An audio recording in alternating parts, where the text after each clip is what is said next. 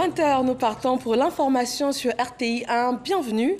À la une ce soir, le Premier ministre Patrick Hachi a inauguré aujourd'hui l'extension de l'usine Cargill implantée dans la zone industrielle de la commune de Yopougon. Elle va permettre de broyer plus de 170 000 tonnes de fèves de cacao chaque année. Un bon point pour la Côte d'Ivoire en termes de transformation de ses matières premières.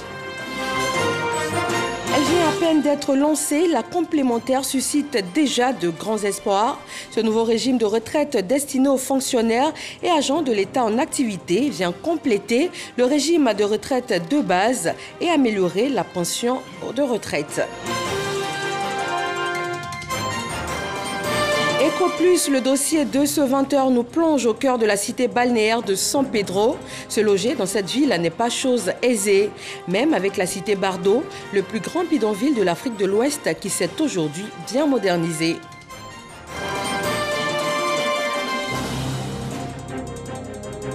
Et puis à la COP26 à Glasgow, plus de 80 pays, également l'Union européenne et les États-Unis se sont engagés à réduire de 30% par rapport à 2020 les émissions de méthane d'ici 2030. Bonsoir à tous. Le chef du gouvernement ivoirien a procédé cet après-midi à l'inauguration de l'extension de l'usine Cargill à Yopougon, zone industrielle.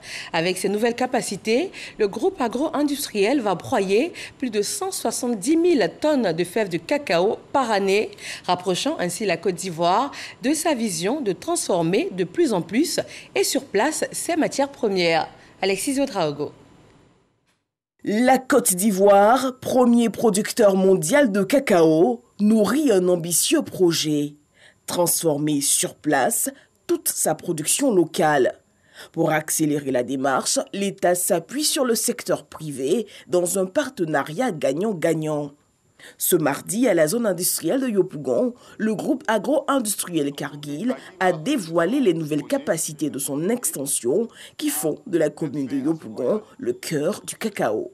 Avec ces plus de 2 millions de tonnes de cacao, le gouvernement ne cesse de mettre en place, en plus des avantages liés au code des investissements, de mettre en place des mesures additionnelles attractives, encourageant les opérateurs du cacao à accélérer la cadence de transformation de nos produits.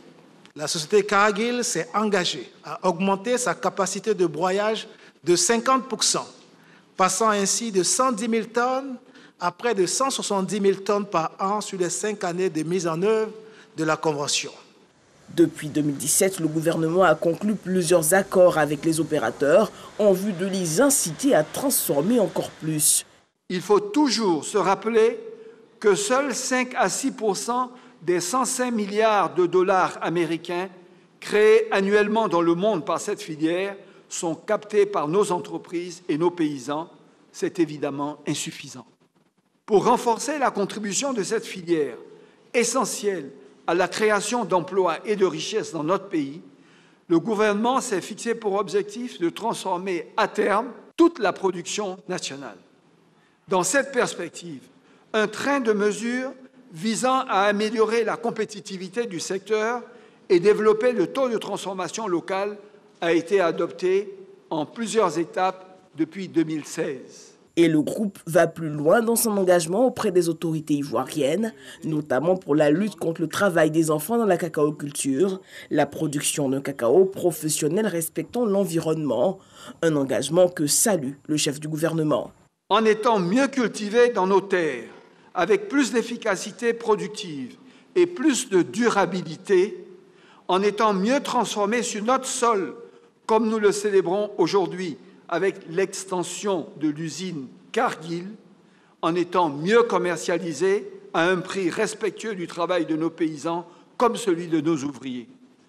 En réussissant la transformation de la filière du cacao, c'est aussi la transformation structurelle de l'économie de la Côte d'Ivoire que nous accomplirons. Avec plus de 40% de l'offre mondiale, le cacao constitue la première culture de rente exportée par la Côte d'Ivoire. Elle mobilise près d'1 million de producteurs et contribue à faire vivre au quotidien près de 5 millions d'Ivoiriens. Et cette nouvelle extension de l'usine Cargill prend part dès maintenant à la dynamique de transformation des matières premières ivoiriennes. Autre action importante ce mardi, l'Institut de prévoyance sociale SEGRAE a lancé le régime de retraite complémentaire par capitalisation. Il est dénommé la complémentaire et est destiné à près de 200 000 fonctionnaires et agents de l'État en activité. L'adhérent, à travers son capital, améliore sa pension de retraite. Ce projet s'inscrit dans le cadre de la restructuration du système des pensions publiques. Il a été initié par le gouvernement depuis 2012 et nous en parlons ce soir avec Adama Kamara, ministre de l'Emploi et de la Protection sociale. Bonsoir, monsieur le ministre. Bonsoir, madame Fofana. Bienvenue. Merci. Écoutez... Alors, nous venons de le voir, la complémentaire, c'est un nouveau service pour le compte des fonctionnaires retraités en Côte d'Ivoire. Vous le pilotez aujourd'hui. Comment est-ce que vous le présenteriez?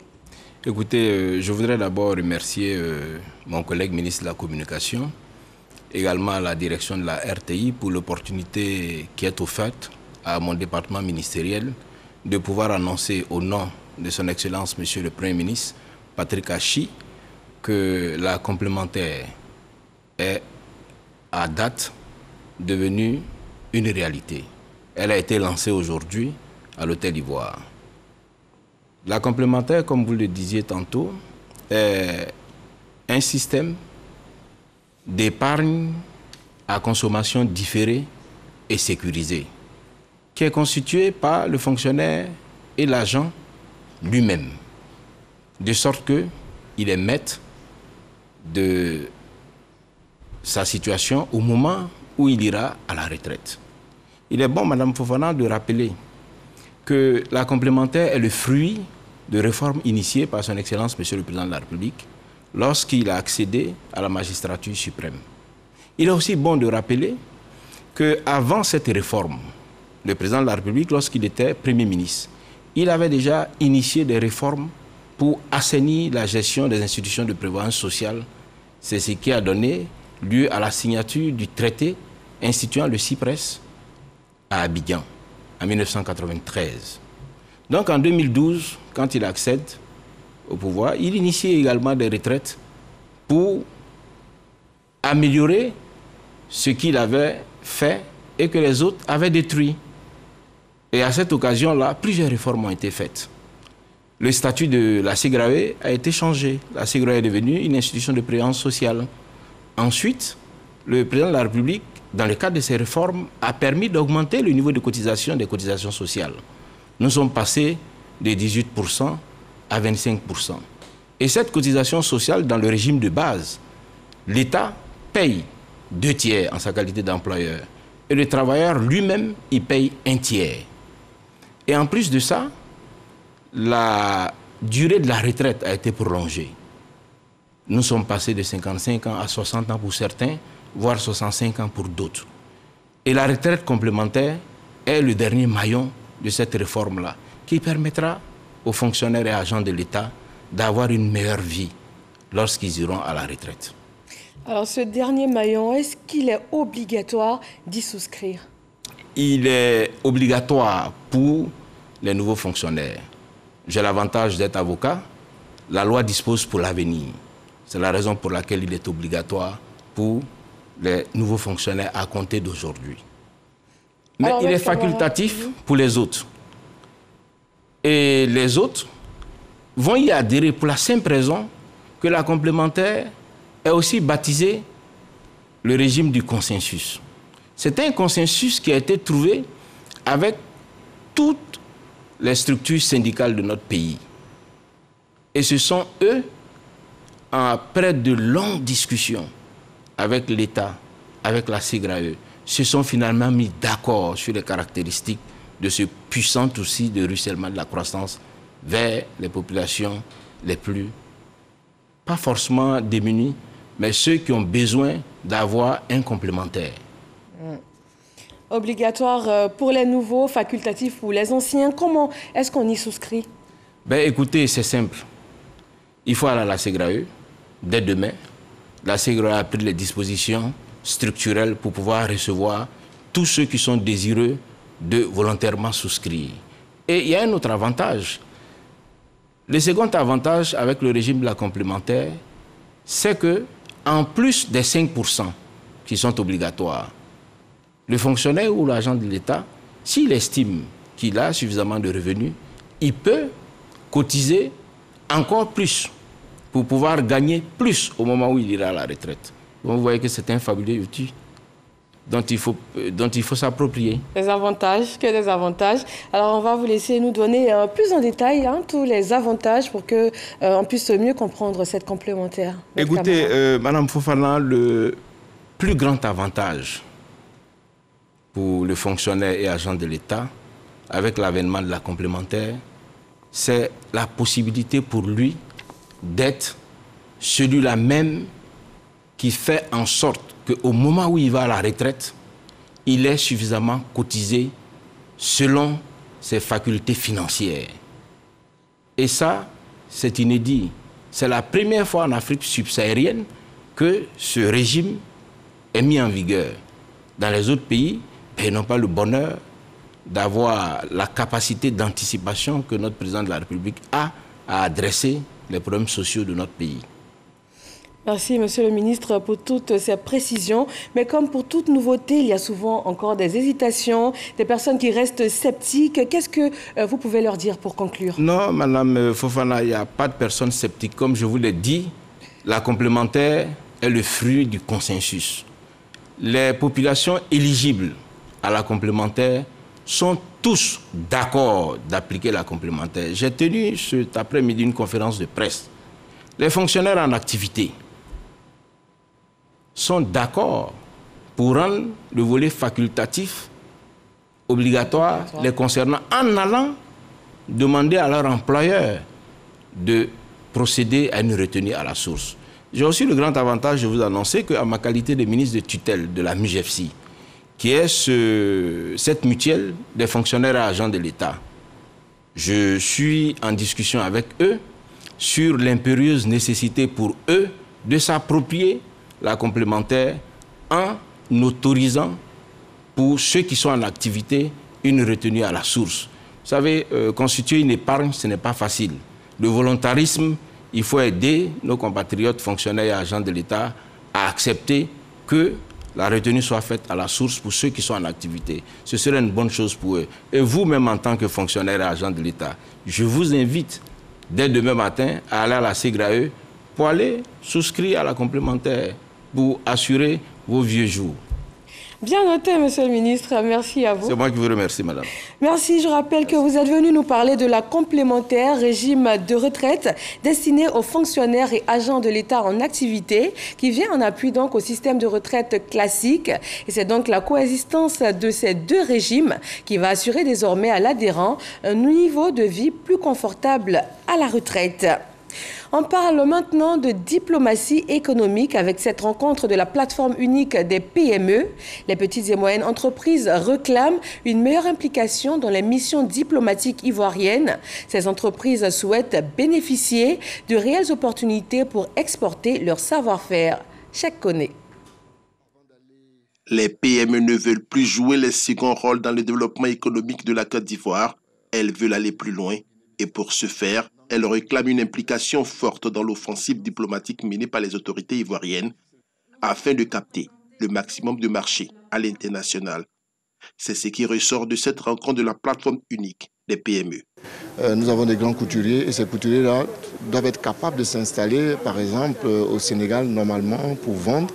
Nous avons des startups qui sont dans l'ingénierie, dans l'informatique.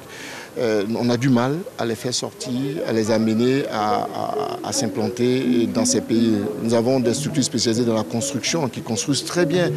Mais comment s'implanter dans les pays limitrophes pour faire du commerce, pour montrer le savoir-faire ivoirien? Pour le porte-parole de la plateforme unique des PME, la conquête des nouveaux marchés est devenue un défi permanent et vital pour tous les acteurs économiques qui doivent désormais faire face aux enjeux de la globalisation. Le conférencier du jour, l'ambassadeur Jean-Marie Sommet, directeur de la diplomatie économique et représentant de la ministre d'État, Kandia Camara, a égrené les facilités offertes par la diplomatie ivoirienne aux PME afin de trouver des débouchés à l'international. Nous avons des mécanismes qui sont mis en place, mais qui ne sont pas exploités par les PME. Aujourd'hui, nous venons vers ces PME pour dire « nous avons les moyens de vous aider, nous sommes prêts à vous aider, mais expliquez-nous ce que vous voulez ». Il y a de l'artisanat, il y a la transformation, il y a le vivrier. Tout ça fait qu'on n'est pas assez fédérés pour avancer ensemble. Nous sommes prêts à aider pour trouver des débouchés à l'extérieur. Donc on prépare avec la diplomatie économique le terrain pour que, effectivement, ces PME arrivent. Tous les diplomates aujourd'hui ont pour mission assignée par le chef de l'État et la ministre d'État. Il faut permettre aux PME d'aller s'implanter dans les pays où il y a une vraie valeur ajoutée. Et c'est notre job aujourd'hui. Ce rendez-vous de la plateforme unique des PME se positionne désormais comme la tribune par excellence pour adresser les problématiques des petites et moyennes entreprises.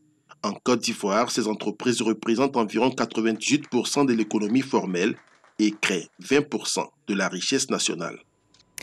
Vous souhaitez vous rendre à San Pedro pour un bref séjour, pas de problème, mais la donne change dès qu'il est question d'y trouver un logement permanent. Se loger dans cette ville du sud-ouest ivoirien est un véritable parcours du combattant. Même avec la cité Bardo, le plus grand bidonville de l'Afrique de l'Ouest qui s'est aujourd'hui modernisé. EcoPlus ce soir vous invite au cœur de la cité balnéaire pour décrypter cette crise du logement. Et notre guide, c'est Noël Niagno.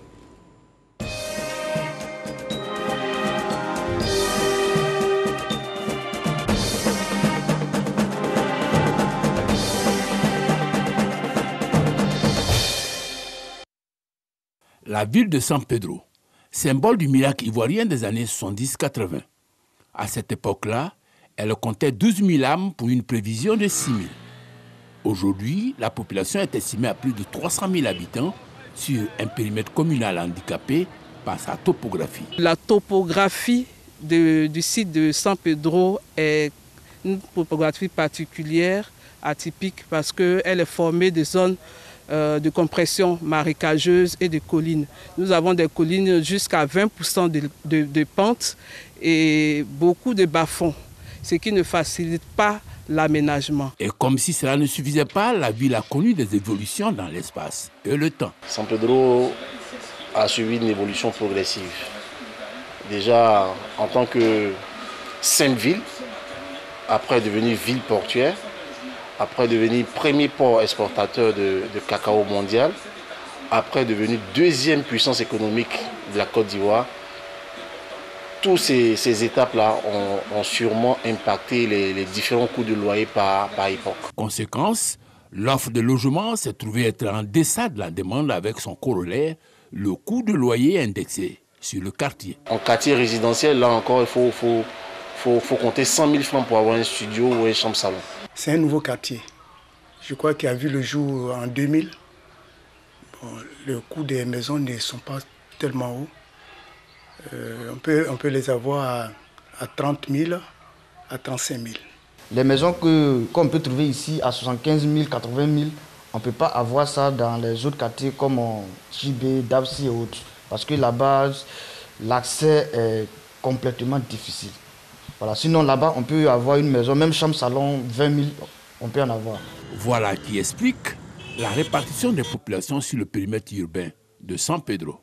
Le quartier le plus populeux de San Pedro est celui qu'on a appelé communément le quartier Bardo. Ce quartier est celui qui a plus de 65% des populations vivant à San Pedro. Après, donc, cette zone-là, nous avons le Grand Lac qui concentre un peu plus donc, de 18% de la population. Vient après la cité, quartier résidentiel des cadres et tout qui concentre une bonne partie de la population, et la zone de Sewike aussi qui a donc une grande concentration de population. Que faire pour corriger cet état de fait et offrir un logement décent aux Pétrusiens? Première piste de solution, l'aménagement des terrains par des promoteurs immobiliers. Vu les nouveaux quartiers nous sommes en train de réaliser, on a les lots d'une valeur de 1 500 000, 700 000 francs, 800 000 francs.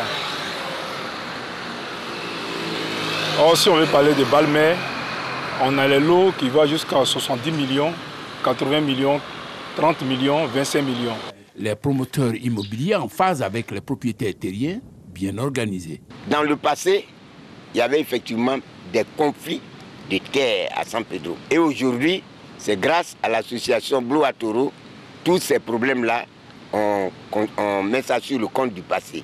Depuis 2014, lorsque l'État de Côte d'Ivoire a décidé que l'aide d'attribution ne soit plus, comme notre association existait déjà et que nous avions eu notre agrément, donc le préfet d'alors a décidé que ce soit désormais les attestations coutumières, mais fournies seulement par l'association parce qu'elle est reconnue par l'État. Le maire de San Pedro, lui, a sa petite idée pour donner aux Pétroussiens les moyens de se loger décemment. Dès notre arrivée à la tête de la commune de San Pedro, notre première ambition a été de vouloir créer un nouveau quartier résidentiel, ce que nous appelons la ville nouvelle, qui va s'étendre donc sur 1800 hectares du côté du village de Taki, qui est un quartier de la ville de San Pedro. Nous sommes sur la conception de cette nouvelle zone résidentielle qui va être donc une zone entre mer, fleuve, lagune et forêt. En attendant, des promoteurs immobiliers sont portés sur la densification de l'habitat. Seulement voilà, ce processus a des exigences à observer. Les usagers construisent de plus en plus en hauteur et nous invitons ces usagers-là à se munir de leur permis de construire et il faudrait que ces promoteurs ou bien ces usagers prennent attache avec des bureaux d'études pour la construction des maisons en hauteur. Nous l'encourageons, mais cela doit se faire dans les règles de l'art et selon les tests et lois en vigueur en Côte d'Ivoire. C'est dans l'observance de ces exigences que réside l'espoir de réaliser de nombreux logements décents pour combler les déficits aussi bien à San Pedro que partout ailleurs en Côte d'Ivoire. Notons que le déficit de logement au plan national est de l'ordre de 500 000. Dans l'attente de solutions pour se loger, nous quittons San Pedro pour Didiévi. Un troupeau d'éléphants a causé la mort d'un écolier à Yalombi, Kwassikro. Une délégation conduite par le président du Sénat est allée apporter la compassion du gouvernement aux populations du village et les rassurer des dispositions prises pour éviter pareil drame à l'avenir. Kader Sogodoko. Kofi Kwadjo Priva, 12 ans, en classe de CM1, parti à la récolte d'igname en compagnie d'un ami, ne regagnera plus jamais son village. Il a été tué par un éléphant appartenant à un troupeau évalué à une dizaine. Un drame face auquel le gouvernement n'est pas insensible. Des dispositions sont déjà prises pour mettre les populations à l'abri. Nous allons prendre les mesures qu'il faut pour que ce genre de drame ne se reproduise plus.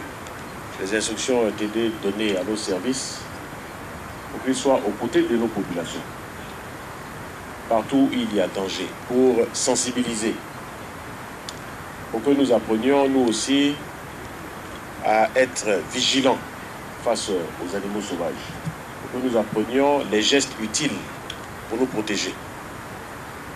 Mais nous allons intervenir aussi pour créer des sanctuaires où ces animaux pourront rester sans menacer la vie des hommes. À Yalombi, Kwassikro, la solidarité gouvernementale n'a pas fait défaut. Il est à noter des dons en vivres, non-vivres et en numéraire. 3 millions de francs CFA. Nous vous demandons pardon au nom du président de la République. Nous vous demandons pardon au nom du Premier ministre Patrick Achi, au nom de tous les membres du gouvernement. Nous avons convoqué Yako, cher papa, pour notre fils qui est décédé. Yako à celui qui est blessé et qui est traumatisé parce qu'il a vu, parce qu'il a vu. Nous voulons rassurer les populations du village. Mon aîné tout à l'heure parlait, le ministre Zonwa, il vous a donné l'assurance que ce drame ne se reproduira plus. Nous serons à vos côtés. C'est à la tombée de la nuit que la délégation a pris congé du village avec des populations soulagées par l'attention dont elles viennent de bénéficier. Célébrer le 2 novembre, le jour des morts, suit directement la Toussaint. C'est l'occasion pour les catholiques d'aller fleurir les tombes de leurs proches. Contrairement à la Toussaint, le jour des morts n'est pas un jour férié. Alors les fidèles se sont rendus hier par anticipation dans les cimetières afin de prier pour leurs proches défunts. Le reportage de Théodore Zouzou et Abou Sanogo. Il est 12h15 et ce lundi 1er novembre, le cimetière d'Abobo Baoulé, situé au quartier Belleville dans la commune d'Abobo, grouille de monde. Dame Zouzou vient se recueillir sur la tombe de son défunt mari.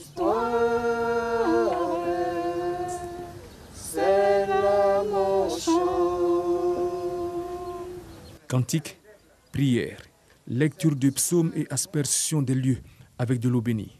Tous ces actes pour le repos de l'âme du disparu. Le Seigneur nous promet le repos éternel.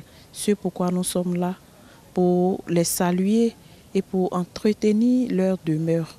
Tout comme cette famille, de nombreux fidèles catholiques, d'autres encore sous le poids du deuil, rendent cet hommage en nettoyant les lieux et le dépôt d'une gerbe de fleurs. Pourtant, le 1er novembre n'est pas le jour dédié aux défunts. Pour moi, c'est toujours difficile de perdre un proche. Les célébrer, les commémorer, c'est quelque chose de très important. Ma présence ici, c'est pour manifester mon attachement habituel à ma mère défunte. Aujourd'hui, comme c'est un férié qui est dédié à la fête de tous les saints, j'ai profité pour venir. Sinon, normalement, c'est demain qu'est la fête des fidèles défunts. Nous mettons le cap sur le cimetière municipal de Williamsville. Même décor. Ici, des jeunes gens sont prompts à prêter leur service aux visiteurs. Si tu viens, que tu cherches la tombe de ton parent, on peut t'aider. On va dire à les parents que tel prix. Parce qu'on sait que par là, nous tous sommes passés. D'autres, tels que les fidèles catholiques du quartier Paillé, sont venus prier collectivement pour ceux partis plus tôt. Les saints, ce sont ceux-là qui ont mis le pas dans ceux du Christ. Ils ont marché conformément à la parole de Dieu. Ils ont posé des actes de charité. Ils ont été miséricordieux. Et cela avec le don de la grâce de Dieu. Donc il y en a qui ont connu Jésus, mais il y en a qui n'ont pas connu Jésus, mais qui ont vécu avec une conscience droite. C'est tout cela que l'Église célèbre aujourd'hui. Mais nous savons que Dieu est amour, il est miséricorde. Et tout ce qui entre dans le domaine de l'amour touche le cœur de Dieu. Voilà pourquoi l'Église prie pour les fidèles défunts. Ce déferlement le 1er novembre au cimetière, c'est tout simplement parce que le 1er novembre est un jour férié. Et le 2 novembre n'est pas jour férié. C'est au 7e siècle que la Toussaint est instituée lors de la célébration des saints catholiques remplaçant le culte aux divinités romaines. La maladie à coronavirus continue d'endeuiller de nombreuses familles dans le monde. En Côte d'Ivoire, voyons le point pour ce mardi 2 novembre.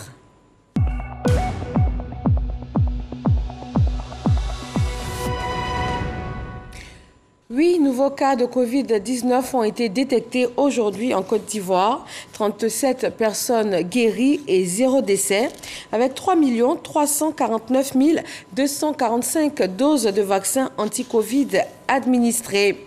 Et pour poursuivre sans interruption cette campagne de vaccination anti-Covid, les autorités continuent de renforcer le stock de vaccins. Hier encore, la Côte d'Ivoire a reçu un lot de 300 000 doses du vaccin AstraZeneca. Elles nous viennent des Pays-Bas dans le cadre de l'initiative COVAX. Evelyne Yeboué et Abou Sanogo.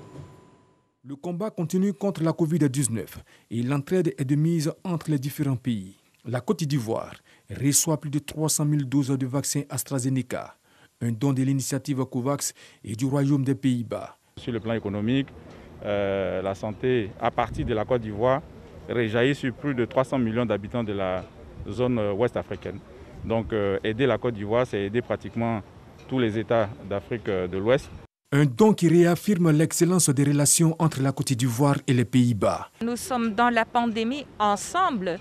Donc il est très important pour nous tous que partout dans le monde, les gens soient vaccinés. C'est important pour le pays, donc je pense que c'est une très bonne stratégie. Selon Kuntele Soro, représentant le ministre de la Santé, de l'Hygiène publique et de la couverture maladie universelle, la Côte d'Ivoire fait partie des pays les plus vaccinés.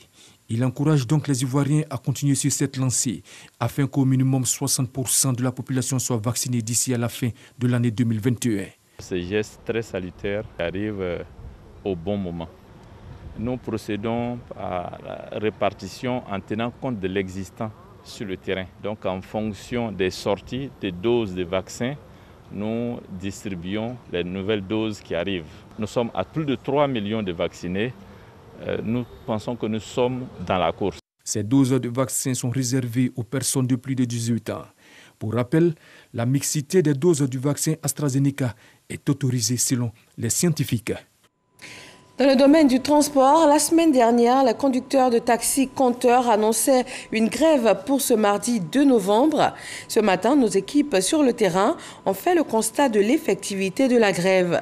Les chauffeurs dénoncent une concurrence déloyale orchestrée par des sociétés telles que Uber ou encore Yango, qui selon eux ne sont pas soumis aux mêmes conditions. Selon les chauffeurs, ils sont régis par un statut de transporteur alors que leurs concurrents fonctionnent librement à titre personnel. Il demande donc au ministère des Transports de réglementer le secteur afin qu'il soit bénéfique pour tous sans distinction. Et les discussions se poursuivent avec le ministère pour un dénouement rapide de cette crise. Avec les pays membres de la CEDEAO, la Côte d'Ivoire partage son expérience en matière électorale. Le président de la CEI a pris part à ce séminaire parlementaire de la CEDEAO au Ghana. Sidonie Davila nous en fait le point. Le système électoral en Côte d'Ivoire, la conduite du processus électoral, les leçons apprises de l'expérience de l'organisation des élections par la CEI, l'expertise de la Côte d'Ivoire en matière électorale s'exporte au Ghana. On a eu 3 systèmes. Le premier était gouvernemental, c'est-à-dire que l'élection était organisée par l'exécutif. On a décrié au motif que l'exécutif est très souvent parti au contentieux électoral, donc il ne peut pas être juge des partis. On a opté pour un système indépendant, faisant recours aux experts, lesquels experts souvent n'arrivent pas à appréhender les enjeux politiques. D'où la limite de ce modèle. Mais on a fini par prendre le 3e modèle, qui est le modèle mixte, où on a d'un côté les politiques et de l'autre les membres de la société civile qui sont considérés comme étant indépendants. Réunis à Winneba, au Ghana, du 12 au 15 octobre dernier, les différents représentants des commissions électorales de la sous-région ont planché sur le thème « 2 décennies d'élections démocratiques dans les États membres de la CEDEAO, réalisations, défis et perspectives ». Le président ghanéen a procédé à l'ouverture des travaux de ce séminaire de haut niveau. Nous ne devons pas oublier que même avec 2 décennies et l'entrée démocratique dans nos États membres, nous restons toujours en chantier en tant que démocratie. Je suis convaincu que nous continuerons à améliorer nos systèmes et processus électoraux.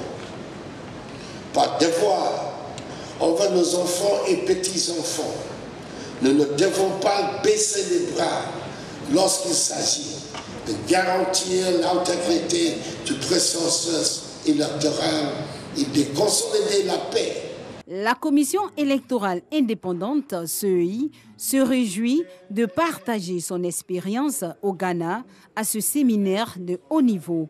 D'ailleurs, l'institution ivoirienne n'est pas à sa première expérience. Son président, Ibrahim Coulibaly Kubière, était du 1er au 3 juillet dernier au Niger pour le même exercice. 4 groupements politiques ivoiriens sont désormais réunis au sein d'une plateforme politique dénommée Agir pour la paix et l'unité. Elle entend œuvrer pour le dialogue, la cohésion et la paix. Les présidents des 4 partis politiques ont procédé à la signature du document officiel de création de la plateforme. Moussa Konaté. Agir pour la paix et l'unité, nouvelle plateforme regroupant 4 partis politiques, à savoir Consensus des démocrates africains, Collectif des démocrates ivoiriens, Rassemblement pour la République et Union démocratique citoyenne. Après la signature du document officiel de création, le président de la plateforme donne les orientations. Nous nous engageons à rassembler toutes les personnes éprises de justice, de paix et de liberté, soucieuses d'apporter des changements profonds dans tous les secteurs d'activité en Côte d'Ivoire. a affirmé notre volonté de construire une société juste, une société de droit, qui assure à tous et à chacun les droits élémentaires tels que définis dans la Constitution de la République et par les conventions internationales sur les déclarations des droits humains. La plateforme agit pour la paix et l'unité, entend œuvrer pour le dialogue, la cohésion et la réconciliation. Dans l'actualité internationale, à Glasgow, plus de 80 pays, également l'Union européenne et les États-Unis, se sont engagés à réduire de 30% par rapport à 2020 les émissions de méthane d'ici 2030. La présidente de la Commission européenne, Ursula von der Leyen, a précisé ce mardi que les émissions de méthane sont responsables d'environ 30% du réchauffement de la planète depuis la révolution industrielle. Et c'est tout pour ce journal. Merci de nous avoir suivis. Bonsoir à tous.